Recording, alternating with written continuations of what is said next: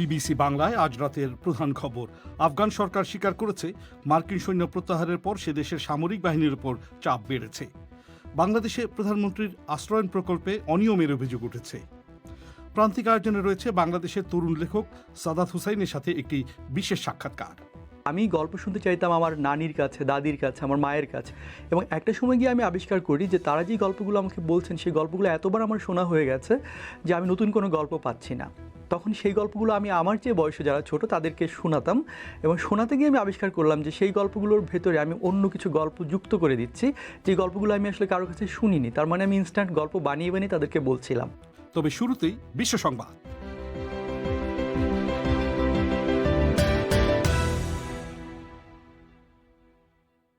BBC Bangla বিশ্ব সংবাদ পড়ছি মানসী বড়ুয়া। আফগানিস্তানের সরকার স্বীকার করেছে যে মার্কিন সৈন্য প্রত্যাহারের পর সে দেশের সৈন্যদের ওপর চাপের মাত্রা বেড়েছে। তবে তারা বলছে তালেবানের হাত থেকে জেলাগুলিকে তারা উদ্ধার করতে পারবে। আফগান জাতীয় নিরাপত্তা উপদেষ্টা হামদুল্লাহ মুহিব বিবিসিকে বলেছেন, দূর দূরান্তের সামরিক ঘাঁটিগুলিতে সৈন্য সরবরাহ করা কঠিন হয়ে পড়েছে। তবে আফগান সৈন্যরা পক্ষ ত্যাগ করে তালেবানে যোগ দিচ্ছে, এই খবর তিনি অস্বীকার করেন। মে মাসের গোড়াতে মার্কিন সৈন্য প্রত্যাহার শুরু হওয়ার পরেও ৮০টিরও বেশি জেলা তালেবানের দখলে চলে গেছে। বিশ্বে তেলের দাম ২০১৪ সালের পর থেকে এ পর্যন্ত সর্বোচ্চ স্তরে উঠেছে। তেল রপ্তানিকারক দেশগুলোর জোট ওপেক সদস্যরা উৎপাদন বৃদ্ধির ব্যাপারে ঐক্যমত্যে পৌঁছতে ব্যর্থ হওয়ার পর যুক্তরাষ্ট্রের একটি প্রধান মূল্যসূচকে তেলের দাম ব্যারেল প্রতি প্রায় $৭৭ বেড়ে যায়। সোমবার ওপেক এবং তার অংশীদাররা তেল সরবরাহ কমানোর জন্য গত বছর নেওয়া নীতি ত্যাগ করার ব্যাপারে একটি আলোচনা স্থগিত করে, যদিও বিশ্ব অর্থনীতির পুনরুজ্জীবনের কারণে তেলের চাহিদা ক্রমাগত বাড়ছে। ফিলিপিন্সে কঠোর লকডাউন শুরুর কয়েক মাসে সে দেশে আত্মহত্যার ঘটনা বেড়েছে এবং আত্মহত্যা করেছেন এমন লোকের সংখ্যা ৫৭% বেড়েছে। ২০২০ সালের প্রথম ৬ মাসে সরকারি পরিসংখ্যানবিদরা ৪,০৪২ জনের মৃত্যুর ঘটনা রেকর্ড করেছেন। এর আগের বছর আত্মহত্যাকারীর সংখ্যা ছিল ২,৮০০। ব্রিটেনের স্বাস্থ্যমন্ত্রী সাজিদ জাভিদ বলেছেন, এ মাসের শেষ নাগাদ সিংহভাগ বিধিনিষেধ প্রত্যাহার করে নেয়ার পর ব্রিটেনে প্রতিদিন ১ লাখের মতো মানুষ কোভিডে সংক্রমিত হতে পারেন। বিবিসিকে তিনি বলেন, দেশ এখন তার ভাষায় অজানা এক পরিস্থিতির মুখোমুখি। তবে মিস্টার জাভিদ বলেন, টিকার দ্রুত বিস্তারের কারণে কোভিডে মৃত্যু এখন অনেক কম হবে এবং হাসপাতালের উপর চাপও কমবে। কানাডার সরকার ইনুইট রেড ইন্ডিয়ান জাতিগোষ্ঠীর নেতা ম্যারি সাইমনকে সেদেশের গভর্নর জেনারেল পদে নিয়োগ করেছে। তিনি কানাডার রাষ্ট্রপ্রধান ব্রিটেনের রানী এলিজাবেথের প্রতিনিধিত্ব করবেন। প্রধানমন্ত্রী জাস্টিন ট্রুডো জানিয়েছেন, রানী এই নিয়োগে তার সম্মতি দিয়েছেন। কানাডায় আদিবাসী জনগোষ্ঠীর কোনো ব্যক্তিকে এই প্রথম এই পদে নিয়োগ করা হলো। জার্মানির কেন্দ্রীয় সরকারের কৌঁসুলিরা জানিয়েছেন, চীনের পক্ষে গুপ্তচর বৃত্তির সন্দেহে একজন রাষ্ট্রবিজ্ঞানীকে গ্রেফতার করা হয়েছে। ক্লাউস এল নামে পরিচিত এই ব্যক্তির বিরুদ্ধে অভিযোগ যে তিনি টাকার বিনিময়ে বিভিন্ন রাষ্ট্রীয় সফর এবং বহুজাতিক বৈঠকের খবরাখবর চীনকে যোগান দিতেন। ওই রাষ্ট্রবিজ্ঞানী বলছেন, গবেষণা এবং রাজনীতির উঁচু মহলে যোগাযোগের সূত্রে তিনি সেসব খবর জোগাড় করেন। বিবিসি বাংলার রাতের আয়োজন পরিক্রমা শর্টওয়েভ ছাড়াও প্রচারিত হচ্ছে FM তরঙ্গে বাংলাদেশে প্রধান 10টি শহরে, আর ইন্টারনেটে এই অনুষ্ঠানটি লাইভ প্রচারিত হচ্ছে bbcbangla.com ওয়েবসাইট থেকে। অনুষ্ঠানের শ্রোতা বন্ধুদের সাদর আমন্ত্রণ জানাচ্ছি আমি মাসুদ হাসান খান। একটু আগে যেমনটি শুনছিলেন, বাংলাদেশের প্রধানমন্ত্রীর দপ্তরের সরাসরি তত্ত্বাবধানে পরিচালিত আশ্রয়ণ গৃহায়ণ প্রকল্পে অনিয়মের অভিযোগে 5 জন সরকারি কর্মকর্তাকে OSD করা হয়েছে। এর মধ্যে রয়েছেন 4 জন উপজেলা নির্বাহী অফিসার এবং 1 জন ভূমি কমিশনার। বাংলাদেশের প্রতিষ্ঠাতা রাষ্ট্রপতি শেখ মুজিবুর রহমানের জন্মশতবার্ষিকী উপলক্ষে প্রধানমন্ত্রীর তরফ থেকে গৃহহীনদের জন্য এই প্রকল্পে অধীনে বাসস্থান তৈরি করে দেওয়া হচ্ছে। কিন্তু আশ্রয়ণ প্রকল্পে এসব অনিয়মের অভিযোগ আসলে কতটা ব্যাপক, খোঁজ নিয়েছেন ঢাকায় সংবাদদাতা শাহনাজ পারভিন। আশ্রয়ণ প্রকল্প 2-এর অধীনে ঘর নির্মাণে অনিয়মের অভিযোগে গত কয়েকদিনে উপসচিব, ইউএনও এবং অতিরিক্ত জেলা প্রশাসক পর্যায়ের 5 জন কর্মকর্তাকে OSD করেছে জনপ্রশাসন মন্ত্রণালয়। এদের মধ্যে রয়েছেন সিরাজগঞ্জ, বগুড়া, বরগুনা ও মুন্সিগঞ্জ জেলার 4টি উপজেলার বর্তমান ও সাবেক উপজেলা নির্বাহী কর্মকর্তা এবং মুন্সিগঞ্জের একজন ভূমি কর্মকর্তা। আশ্রয়ণ প্রকল্প 2-এর পরিচালক মোহাম্মদ মাহবুব হোসেন অবশ্য বলছেন, তারা আর্থিক দুর্নীতি হয়েছে এরকম কোনো প্রমাণ এখনো পাননি। এখন এখানে মূলত দুর্নীতি বলতে যেটা বোঝায় যে অর্থ আত্মসাৎ বা কিছু সেই রকম ঘটনা এখানে সম্ভাবনা খুবই কম, সেরকম কোনো প্রমাণ আমরা এখন পর্যন্ত পাইনি। আমরা যেটা বলতেছি সেটা হলে গৃহ নির্মাণের জন্য গৃহহীন পরিবারের গৃহ নির্মাণের জন্য মাননীয় প্রধানমন্ত্রী একটি নীতিমালা অনুমোদন করে দিয়েছেন। সেই নীতিমালায় বলা আছে যে নিষ্কণ্টক খাস জমি হতে হবে এবং নদীর কিনারে বা ভাঙনের সম্মুখীন হবে সেখানে বানানো যাবে না। এখন আমরা বিভিন্ন সময়ে এই যে আপনাদের electronic print media even social মিডিয়ায় যে কথাগুলো আছে ওগুলোকে আমরা গুরুত্ব সহকারে নেই এবং সবগুলো জেলা প্রশাসকের কাছে আমরা তদন্তের জন্য পাঠাই। মানে আমরা দেখছি যে নীতিমালা অনুসরণ করছে কিনা, ওই নির্মাণ সামগ্রীর গুণগত মান ঠিক আছে কিনা, আমাদের ডিজাইনটা মানছে কিনা, এই বিষয়টি আর কি মূল ফোকাস।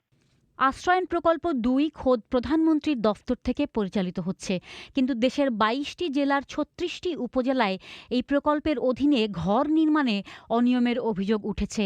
প্রকল্পের অধীনে নির্মিত বহু ঘরের বারান্দা ও পিলার ধসে গেছে, দেয়ালে ফাটল ধরেছে, ঘরের নিচের মাটি দেবে গেছে, কোনোটি নিচু জায়গায় তৈরি করায় পানির নিচে তলিয়ে গেছে, নদীর কিনারায় হওয়ায় ভেঙে গেছে। ঘর নির্মাণে নিম্নমানের নির্মাণ সামগ্রী ব্যবহার করা হয়েছে, এরকম নানা ধরনের অভিযোগ উঠেছে। স্থানীয় গণমাধ্যমে এ সম্পর্কে বিস্তারিত তথ্য প্রকাশিত হওয়ার পর সেই প্রেক্ষিতে কর্মকর্তা ওএসডি করার সিদ্ধান্ত এলো। মিস্টার হোসেনের কাছে জিজ্ঞেস করেছিলাম কী ধরনের অনিয়ম তারা খতিয়ে দেখছেন। 22টি জেলার 36টি উপজেলার কথা উল্লেখ করা হয়েছে এবং সেগুলো সব আমরা তদন্তে পাঠিয়েছি এবং প্রত্যেকটা যে একেবারে গ্রিভিয়াস অফেন্স বা এরকম না। ওই যে বললাম যে কোথাও যে বলছে যে ওই উপকারভোগীর কাছে টাকা চেয়েছে, আসলে কিন্তু টাকা চাওয়ার সুযোগ নেই। আমার এই তালিকা করেছি ভূমিহীন 2020 সালের জুন মাসে, অলরেডি তারা তালিকাভুক্ত। অনেক জায়গাতে নির্মাণ সামগ্রী গুণগত মান ভালো দেয় না, সেই তথ্য আসছে, সেটা আবার আমরা চেক করছি, এরকম বিষয়টা। তারপরে ধারণা যে শেরপুর উপজেলার ওই নদী খালের পারে করছে, ওই মাটি কেটে উঠিয়ে করেছে, কম্প্যাকশন হয় নাই, ওই যে প্রোটেকশন প্যালাসাইডিং বা গাইডওয়ালটা করে নেয়, বৃষ্টির কারণে ধসে গেছে। তো এটাও আমরা অ্যাকসেপ্ট করবো না, কারণ আমরা তো তোমাকে বলি না যে তুমি এরকম হুমকির মুখে ফেলাও। 2010 সালে বাংলাদেশে আশ্রয়ণ প্রকল্প ২ শুরু হয়। একই সাথে বাংলাদেশের প্রতিষ্ঠাতা রাষ্ট্রপতি শেখ মুজিবুর রহমানের জন্মশতবার্ষিকী উপলক্ষে প্রধানমন্ত্রী শেখ হাসিনার তরফ থেকে গৃহহীনদের জন্য এই প্রকল্পের অধীনে এ পর্যন্ত 1,18,000 ভূমিহীন পরিবারকে একটি করে ঘর নির্মাণ করে দেওয়া হয়েছে। তাতে ২২০০ কোটি টাকার কিছু বেশি অর্থ খরচ হয়েছে। আর 2010 সাল থেকে আশ্রয়ণ প্রকল্পের জন্য এ পর্যন্ত 4,500 কোটি টাকা খরচ হয়েছে বলে জানিয়েছেন প্রকল্পটির পরিচালক। ট্রান্সপারেন্সি ইন্টারন্যাশনাল বাংলাদেশের প্রধান নির্বাহী ইফতেখারুজ্জামান অবশ্য বলছেন তারা অনিয়ম সম্পর্কে দেয়া কর্মকর্তাদের ব্যাখ্যা মানতে রাজি নন। না, এটা কোনো এক্সপ্লেনেশনই হলো না। এটা একটা এড়িয়ে যাওয়ার একটা প্রয়াস। তার কারণ হচ্ছে যে আর্থিক সরাসরি ঘুষ লেনদেন বলতে যেটা বোঝা যাচ্ছে আর্থিক দুর্নীতি, সেটা যদি আমি ধরেও নেই যেটা হয়নি, তা সত্ত্বেও কিন্তু যেই অনিয়মগুলোর বর্ণনা তারা মেনে নিচ্ছেন বলছেন, সেখানেও কিন্তু আর্থিক সুবিধার উপায় রয়েছে। হ্যাঁ, যদি নিম্নমানের ম্যাটেরিয়াল দিয়ে বিল আদায় করা হয় তাহলে তো সেখানে প্রতারণার মাধ্যমে দুর্নীতি হয়েছে। কাজে এই ধরনের বিষয়গুলোকে এড়িয়ে যাওয়ার কোনো সুযোগ নাই। এখানে গভীরভাবে খতিয়ে দেখতে হবে এবং আমি মনে করি যে এখানে বিভাগীয় অনুসন্ধান তদন্তের পাশাপাশি দুর্নীতি দমন কমিশনকে তদন্তের জন্য দায়িত্ব দেওয়া যেতে পারে। তিনি বলছেন ওএসডি কোনো ধরনের শাস্তি হতে পারে না। ওদিকে মিস্টার হোসেন বলছেন যাদের ওএসডি করা হয়েছে তাদের বিরুদ্ধে অভিযোগ গঠন, কমিটি গঠন এবং তারপর তদন্ত হবে। তবে নীতিমালায় কিছু ব্যত্যয় হয়েছে সেটি স্বীকার করেছেন তিনি। শাহনাজ পারভিন, ঢাকা থেকে। বাংলাদেশে করোনা ভাইরাস মহামারীর মধ্যে দীর্ঘদিন ধরে সব শিক্ষা প্রতিষ্ঠান বন্ধ রয়েছে। তারই মাঝে কওমি মাদ্রাসা ভিত্তিক সংগঠন হেফাজতে ইসলাম মাদ্রাসা খুলে দেওয়ার আবেদন জানিয়েছে। হেফাজত আমির জুনায়েদ বাবুনগরী এবং একজন শীর্ষ নেতা এ নিয়ে গতরাতে স্বরাষ্ট্রমন্ত্রীর সঙ্গে এক বৈঠক করেছেন। বৈঠকে তারা একই সাথে হেফাজতের নেতাকর্মীদের মুক্তি এবং মামলা প্রত্যাহারের দাবি নিয়েও আলাপ আলোচনা করেছেন। সব স্কুল কলেজ যখন বন্ধ তখন কওমি মাদ্রাসা খুলে দেয়া কেন প্রয়োজন? শুনুন ঢাকা থেকে সংবাদদাতা কাদির কললের কাছে। একদিকে অনেক নেতাকর্মীর গ্রেপ্তারের ঘটনায় চাপের মুখে রয়েছে হেফাজতে ইসলামের নেতৃত্ব, অন্যদিকে কয়েক মাস ধরে সরকারি নির্দেশে মাদ্রাসা বন্ধ থাকায় অভ্যন্তরীণ চাপে পড়েছে কওমি মাদ্রাসা ভিত্তিক এই সংগঠনটি। এর মধ্যম সারির একাধিক নেতা জানিয়েছেন, সাম্প্রতিক সময়ে ভারতের প্রধানমন্ত্রীর বাংলাদেশ সফরের সময় হেফাজতের কর্মসূচিকে কেন্দ্র করে সহিংসতার ঘটনার প্রেক্ষাপটে সরকার সুযোগ পেয়ে মাদ্রাসা বন্ধ করে রেখেছে। এ নিয়ে তাদের ভেতরে হেফাজতের নেতৃত্বের সমালোচনাও রয়েছে। এমন প্রেক্ষাপটে হেফাজতের শীর্ষ দুজন নেতা আমির জুনায়েদ বাবুনগরী এবং মহাসচিব নুরুল ইসলাম জিহাদি গত রাতে স্বরাষ্ট্রমন্ত্রীর সরকারি বাসভবনে গিয়ে মন্ত্রীর সাথে দেখা করেছেন। সেই আলোচনায় তারা মাদ্রাসা খোলার বিষয়কে গুরুত্ব দিয়েছেন। হেফাজতে ইসলামের নেতা নুরুল ইসলাম জিহাদি বলেছেন, মাদ্রাসাগুলোর টিকে থাকার প্রশ্ন বিবেচনায় নিয়ে ঈদের পর যাতে খুলে দেয়া হয় তারা স্বরাষ্ট্রমন্ত্রীকে এই তাগিদ দিয়েছেন। মাদ্রাসা খুলে দিতে বলছি, তো লকডাউন তো চলতেছে, লকডাউনের পরে ঈদের পরে মাদ্রাসা খোলা ব্যবস্থা নেবেন এই কথা আমাদের আশ্বস্ত করছেন। দেশে গত বছরের মার্চে যখন করোনা ভাইরাস সংক্রমণ শুরু হয় তখন বাংলা এবং ইংরেজি মাধ্যমের সব স্কুল কলেজ ও বিশ্ববিদ্যালয় বন্ধ করে দেয়া হয়, কিন্তু কওমি মাদ্রাসাগুলো খোলা ছিল। এবছর মার্চ থেকে কওমি মাদ্রাসাগুলো বন্ধ করে দেয়া হয়েছে। হেফাজতের কর্মসূচিকে কেন্দ্র করে সহিংসতার পর সরকার এমন অবস্থান নেয় বলে মাদ্রাসা শিক্ষার সাথে জড়িতদের অনেকে মনে করেন। তবে মাদ্রাসাগুলো বন্ধ করার পর থেকেই তাদের সংগঠনগুলো এগুলো খোলার দাবি করে আসছে। হাটহাজারী মাদ্রাসার একজন সিনিয়র শিক্ষক আশরাফ আলী নিজামপুরী বলেছেন, তাদের মাদ্রাসা বেশি সময় বন্ধ থাকলে শিক্ষার্থীরা সংকটে থাকবে, সেজন্যই মাদ্রাসা খুলে দেয়া জরুরি বলে তারা মনে করেন। কওমি মাদ্রাসার মধ্যে অনেক গরিব এতিম ছাত্র, যাদের অভিভাবক আমরা শিক্ষকরা, তাদের লালন পালন, খাওয়া দাওয়া, তাদের সবকিছু দেখাশোনা করা হয়, আবাসিকে থাকে, সবকিছু দেখাশোনা করা হয় কওমি মাদ্রাসায় শিক্ষকেরা অভিভাবক হিসাবে। এখন যদি কওমি মাদ্রাসায় এইভাবে মাসকে মাস বন্ধ রাখা হয়, বছরকে বছর বন্ধ রাখা হয়, তাহলে ছাত্রদের বিচ্ছিন্ন হয়ে তারা অন্য লাইনে চলে যাবে, লাইনচ্যুত হয়ে যাবে। ঢাকার যাত্রাবাড়ি এলাকার মেয়েদের একটি মাদ্রাসার শিক্ষক মোসাম্মদ কামরুন্নাহার বলেছেন, মাদ্রাসাগুলো দীর্ঘ সময় বন্ধ থাকলে শিক্ষার্থী ঝরে পড়বে। বর্তমান হচ্ছে ইন্টারনেটের যুগ, এখন যদি বাচ্চারা পড়ালেখা থেকে দূরে সরে যায় তখন তারা অন্য মাধ্যম খুঁজে নেয় তাদের সময় পাস করার জন্য, তাদের আসল রাস্তা থেকে সরে যেতেছে। এই জন্য মাদ্রাসা খুলে দেওয়া খুবই দরকার। তবে স্বরাষ্ট্রমন্ত্রী আসাদুজ্জামান খান বিবিসিকে বলেছেন, অন্য সব শিক্ষা প্রতিষ্ঠান যখন খুলবে তখন মাদ্রাসাও খুলে দেয়া হবে, সেটা তিনি হেফাজত নেতৃত্বকে জানিয়েছেন। কওমি মাদ্রাসাগুলো খোলার ব্যাপারে কোনো নিশ্চয়তা মেলেনি। এখন আবার সরকার মাদ্রাসা শিক্ষার্থী এবং শিক্ষকদের ডাটাবেস তৈরি করা এবং কওমি মাদ্রাসাগুলোর নিবন্ধনের আওতায় আনার উদ্যোগ নিয়েছে। এই বিষয়েও কওমি মাদ্রাসা ভিত্তিক সংগঠনগুলোকে চাপে ফেলেছে। তবে হেফাজত নেতৃত্ব বলেছেন, এই বিষয়টি নিয়ে মাদ্রাসার সর্বোচ্চ শিক্ষা বোর্ড সরকারের সাথে আলোচনার মাধ্যমে সমাধানের চেষ্টা করবে। অন্যদিকে সাম্প্রতিক সময়ে সহিংসতার মামলায় গ্রেপ্তার নেতাকর্মীদের মুক্তির দাবি নিয়ে এর আগে হেফাজতের মহাসচিব কয়েকবার স্বরাষ্ট্রমন্ত্রীর সাথে দেখা করেছেন। এখন জুনায়েদ বাবুনগরীও দেখা করলেন। নুরুল ইসলাম জিহাদি বলেছেন, সরকার যাতে তাদের দাবিকে গুরুত্ব দেয় সেজন্য তাঁরা দেখা করেছেন। কাদির কল্লোলের প্রতিবেদন। আপনারা বিবিসি বাংলা শুনছেন ঢাকায়, কুমিল্লায়, সিলেটে। আপনারা যেখানে আছেন বিবিসি বাংলা আপনার সাথেই আছে। পরিক্রমায় এবার আজ রাতের অন্য আয়োজন।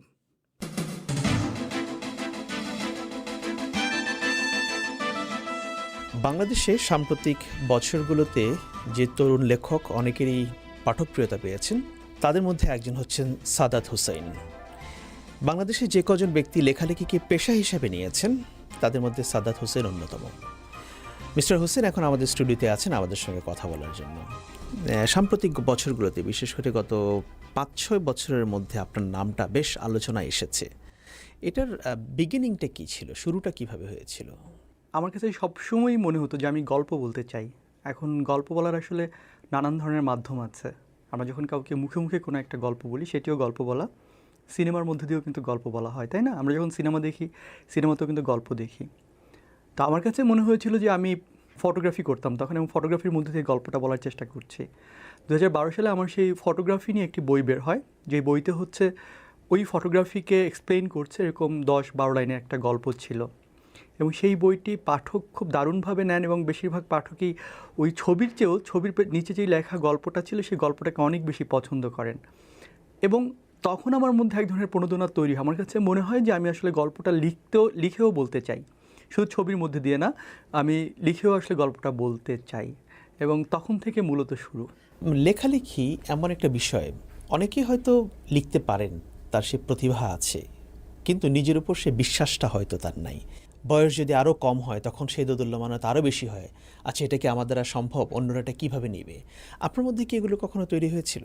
হ্যাঁ, হয়েছে। এবং আমার কাছে মনে হয় যে আমরা যে ধরনের সারাউন্ডিংসের মধ্য দিয়ে বেড়ে উঠি, এখানে আমাদের ইন্সপায়ারেশনের খুবই অভাব। আমাদের চারপাশের মানুষ আমাদের খুব সহজে ইন্সপায়ার করতে চান না, যতটা বেশি ডিমোটিভেটেড করার চেষ্টা করেন। হ্যাঁ, সেটি শুধুমাত্র লেখালেখির ক্ষেত্রে না, আপনি যেই জায়গাটি নিয়েই কাজ করার চেষ্টা করবেন, বেশিরভাগ মানুষই বলবে তোকে দিয়ে কিছু হবে না। হ্যাঁ, আর আমাদের যে আর্থসামাজিক প্রেক্ষিত, সেখানে আমাদের বাবা মা বা আমাদের চারপাশের মানুষ চান যে আমাদের একটা সোশ্যাল সিকিউরিটি, ফাইন্যান্সিয়াল সিকিউরিটি হোক, এরকম কোনো একটা প্রফেশনে আমরা যাই, হয় ব্যাংকার, বিসিএস ক্যাডার, এই ধরনের চাকরির মধ্যে আমরা ঢুকি। আমার বাবা মাও তার থেকে আলাদা কেউ ছিলেন না।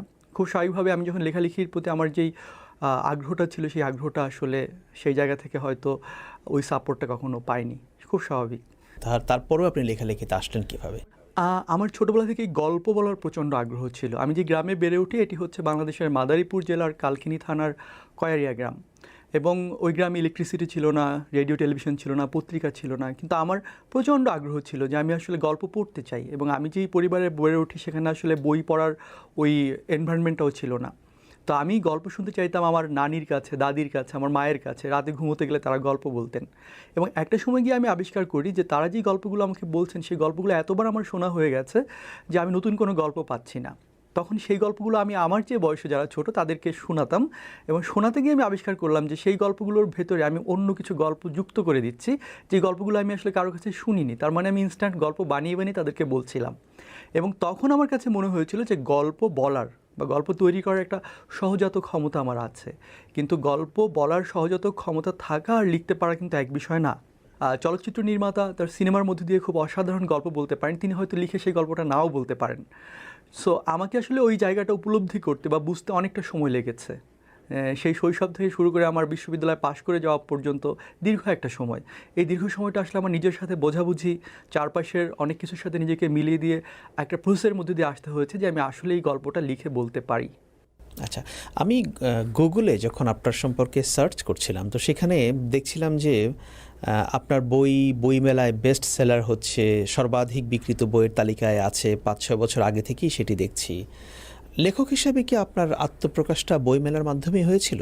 হ্যাঁ, এটি একদমই সত্যি কথা যে আমি সেই অর্থে পত্রপত্রিকায় লিখে, যেটা হয় একজন লেখকের জার্নিটা কিন্তু আমাদের দেশে পত্রপত্রিকার মধ্যে দিয়ে শুরু হয়। আমার এটি আসলে সেভাবে ঘটেনি। আমার এটি সরাসরি বইয়ের ছাপা অক্ষরের মধ্যে দিয়ে হয়েছে, এবং সেটি বইমেলার মাধ্যমে 2015 সালে, বিশেষ করে আমি ওই সময়টার কথা বলবো। আমার বড় যেই মূল উপন্যাসটি, যেটিকে আমি আমার লাইফের একটা টার্নিং পয়েন্ট হিসেবে বলি, আরশিনগর, প্রায় 270 পৃষ্ঠার একটি উপন্যাস। সেই উপন্যাসটির মধ্য দিয়ে মূলত আপনি যেটি বলছিলেন যে বড় পরিসরে আত্মপ্রকাশ বা মানুষের কাছে, পাঠকের কাছে পৌঁছে যাওয়া, সেটি ঘটেছে।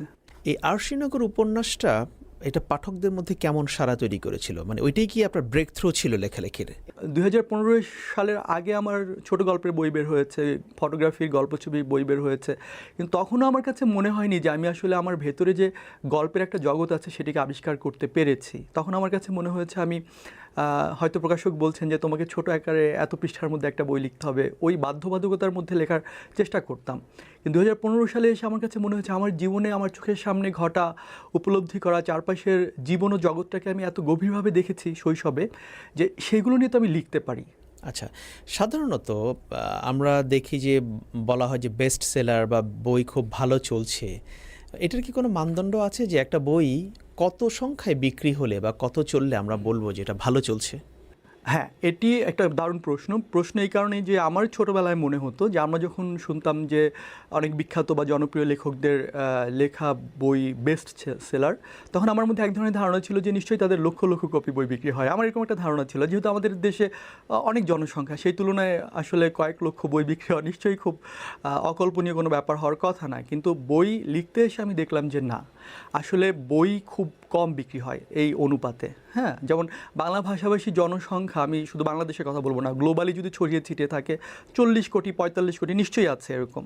তো সেখানে যদি 1% লোক বই কেনে, তাহলে কিন্তু 45 লক্ষ কপি বই বিক্রি হওয়ার কথা। কিন্তু আমাদের সামগ্রিক বইমেলাতেও কিন্তু এই পরিমাণ বই আসলে বিক্রি হয় না।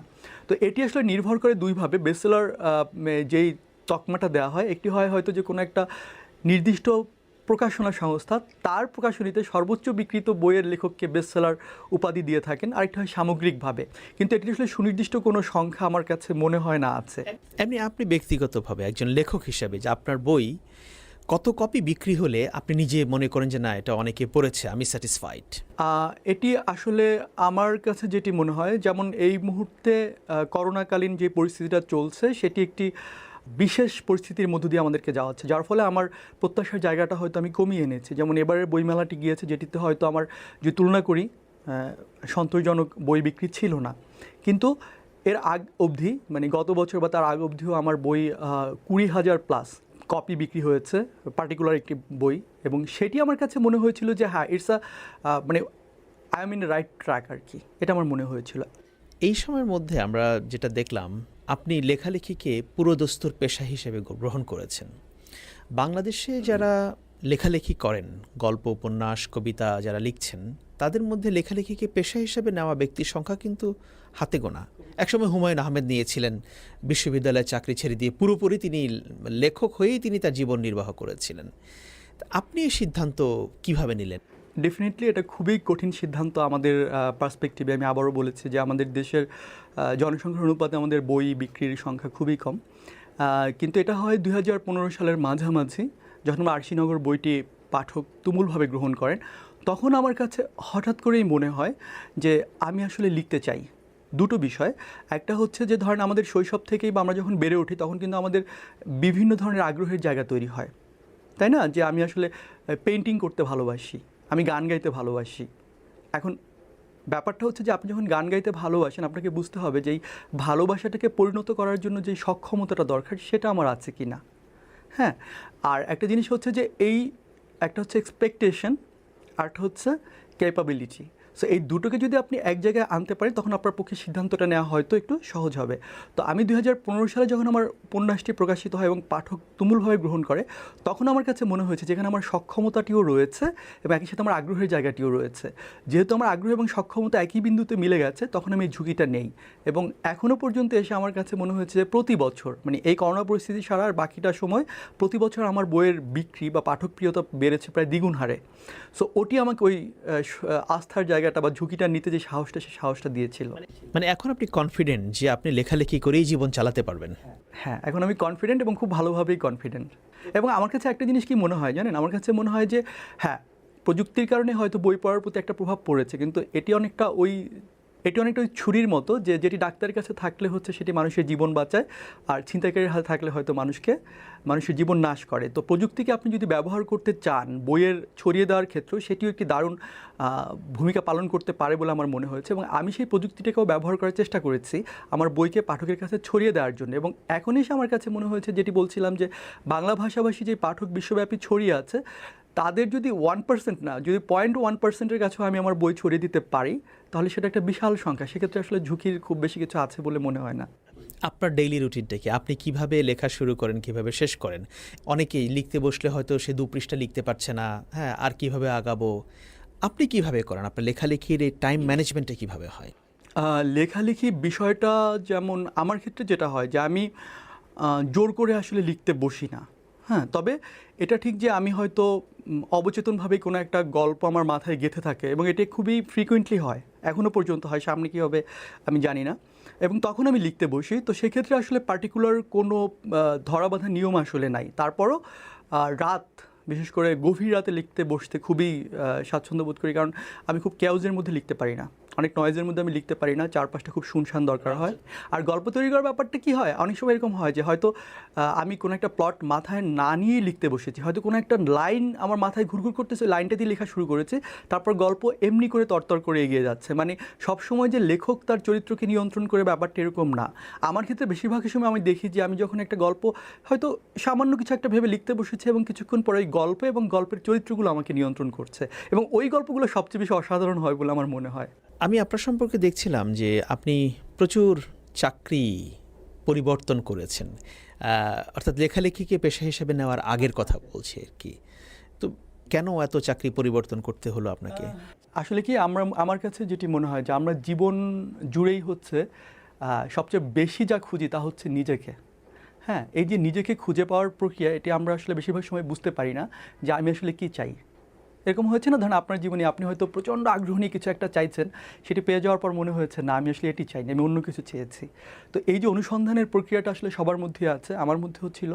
আমার সবসময় মনে হতো যে আমি কি করতে চাই সেটি আমি আসলে জানি না। ছোটোবেলায় মনে হতো আমাদের বাড়ির পাশে একটা নদী আছে, মনে হচ্ছিল যে নদীর খেয়া নৌকার মাঝি হব। তারপরে হচ্ছে আইসক্রিম বিক্রি করতে একজন, মনে হতো যে আইসক্রিম বিক্রি করলে অনেক ছেলেমেয়েরা আমার পেছনে হ্যামিলনের বাসিওয়ালার মতো ঘুরবে। তারপরে ছাপার অক্ষরে নাম দেখার একটা প্রচণ্ড আগ্রহ ছিল। তো বড় যখন হয়েছি তখন ঠিক এই কাজগুলোই করেছি, এক এক সময় এক একটা জিনিস করতে ইচ্ছে হয়েছে। তো ব্যক্তিগত জীবনে কিছু বিপর্যয়ের কারণে, ব্যক্তিগত পারিবারিক জীবনে আমাকে খুব অল্প সময় হচ্ছে আমার পরিবারের দায়িত্ব নিয়ে নিতে হয়। আমার বিশ্ববিদ্যালয়ে সেকেন্ড ইয়ারের পড়াকালীন অবস্থা থেকেই আমার বাবা তখন স্ট্রোক করে ওনার ডান দিকটা অনেকটাই পক্ষাঘাতগ্রস্ত হয়ে পড়ে। তো যার ফলে আমি আসলে হয়তো তখন মনে হতো যে আমি খুব ভালো স্টুডেন্ট হব, ভালো রেজাল্ট করবো, ইউনিভার্সিটি টিচার হব। কিন্তু যেটি হয়েছে যে তারপর আমার পড়াশোনাটা আসলে খুবই একটা বিপর্যয়ের মধ্য দিয়ে, যে আমাকে কাজ করতে হয়, পার্ট টাইম পড়াশোনা চালাতে হয়, পরিবারের দায়িত্ব নিতে হয় একই সাথে। এবং সেই যুদ্ধটা করতে করতে যখন আমি বিশ্ববিদ্যালয় থেকে পাশ করে আসি, তখন আমি না আসলে কনফিউজড হয়ে যাই যে আমি আসলে, আমার কাছে মনে হচ্ছে আমি আসলে আমার নিজের জন্য বেঁচে আছি না, আমি আসলে অন্যদের জন্য বাঁচছি, আমার ফ্যামিলির জন্য। কিন্তু প্রত্যেকটা মানুষের নিজের জন্য বাঁচার কিছু অনুষঙ্গ দরকার হয়। তো আমার কাছে তখন ওই নিজের জন্য বাঁচতে আমি কি কাজটি করতে চাই, সেই কাজটি খুঁজতে গিয়ে আমি আসলে নানান ধরনের কাজের সাথে যুক্ত হই। পত্রিকায় কাজ করি, টেলিভিশনে কাজ করি, এনজিওতে কাজ করি, অ্যাডভার্টাইজিং এজেন্সিতে কাজ করি। তো এই প্রত্যেকটা কাজ করতে গেলেই মনে হয়েছে যে হ্যাঁ, আমি হয়তো এই কাজটি করতে চাই, এবং সেটি করতে গিয়ে হয়তো আরেকটি কাজ দেখে মনে হয়েছে না, এটি উপভোগ করছেন, ওটি হয়তো আমি উপভোগ করব। তো এই কারণে আসলে আমার নিজেকে খুঁজতে, নিজের ভালো লাগার জায়গাটা বুঝতে হয়তো আমি অনেক বেশি জব সুইচ করেছিলাম। যারা এখন আসছে আরও এই জগতে, বিশেষ করে ক্রিয়েটিভ জগতে, লেখালেখিও একটা ক্রিয়েটিভ জগৎ বা অন্য আরও যে সমস্ত ক্রিয়েটিভ কাজ আছে, তারা আসলে কিভাবে নিজেদেরকে তুলে ধরতে পারে? তারা কী করে বুঝতে পারবে যে আসলে তার এই কোয়ালিটিটা আছে কি না? এটা বোঝার উপায়টা কী? এটা বোঝার উপায় আমি একটা ছোট্ট উদাহরণ দিই। যেমন সম্ভবত উক্তিটা আইনস্টাইন একটা কথা বলেছিলেন যে একটি মাছকে যদি বলা হয় গাছ বাইতে, তাহলে মাছটা আসলে সারা জীবন কেটে যাবে এটি ভাবতে ভাবতে যে তার চেয়ে বড় স্টুপিড আর নাই। কিন্তু সেই মাছটাকে যদি পানিতে ছেড়ে দেওয়া হয়, তাহলে সে বুঝবে সে সবচেয়ে দক্ষ পৃথিবীতে। আবার একটা বানরকে যদি ধরেন গাছ বাইতে দেওয়া হয়, সে ভাববে তার চেয়ে দক্ষ আর কেউ নাই। কিন্তু তাকে যদি পানিতে ছেড়ে দেওয়া হয় সাঁতার কাটতে, তাহলে সে সেখানে ব্যর্থ হিসেবে পরিগণিত হবে। তো আমাদের প্রত্যেকের মধ্যেই হচ্ছে কোনো না কোনো সক্ষমতার জায়গা রয়েছে। আমাদের সমস্যাটা হচ্ছে আমরা সেই সক্ষমতাটাকে অনুসন্ধান না করে, উপলব্ধি না করে, আমরা আসলে এক ধরনের জনপ্রিয়তা লাভের কৌশল, যেটাকে গিমিক বলে সম্ভবত, হ্যাঁ, সেটির দিকে খুঁজি। আমরা হয়তো দেখছি যে কেউ খুব ভালো লিখছে, আমার কাছে মনে হচ্ছে সে খুব জনপ্রিয়, আমার কাছে মনে হচ্ছে আমি তার মতো লেখক হতে চাই। কেউ একজন অভিনয় করছে বা গান গাইছে, আমার কাছে মনে হচ্ছে আমি তার মতো হতে চাই। কিন্তু এই যে তার মতো হতে চাওয়ার আগে যেটি খুব জরুরি, সেটি হচ্ছে আমার নিজেকে বুঝতে পারা, যে আমার আসলে সেটি করার সক্ষমতা আছে কি না। এই নিজেকে বুঝতে পারাটা খুব গুরুত্বপূর্ণ। সেটি যদি আমরা বুঝতে পারি, তাহলে আসলে সৃজনশীল যে কোনো মাধ্যমে আমার আসলে সফল হওয়ার সুযোগ আছে। এখন এই নিজেকে বুঝতে পারার প্রক্রিয়াটা আসলে নিজেকে উপলব্ধি করতে হবে, নিজেকে আবিষ্কার করতে হবে। সেটি পারলে আমার কাছে মনে হয় না যে মানে ব্যর্থ হওয়ার কোনো সুযোগ আছে। সাদাত হোসাইন, আপনাকে অসংখ্য ধন্যবাদ বিবিসি বাংলার সাথে সাক্ষাৎকারে যোগ দেওয়ার জন্য। আপনাকে অসংখ্য ধন্যবাদ, বিবিসিকে ধন্যবাদ।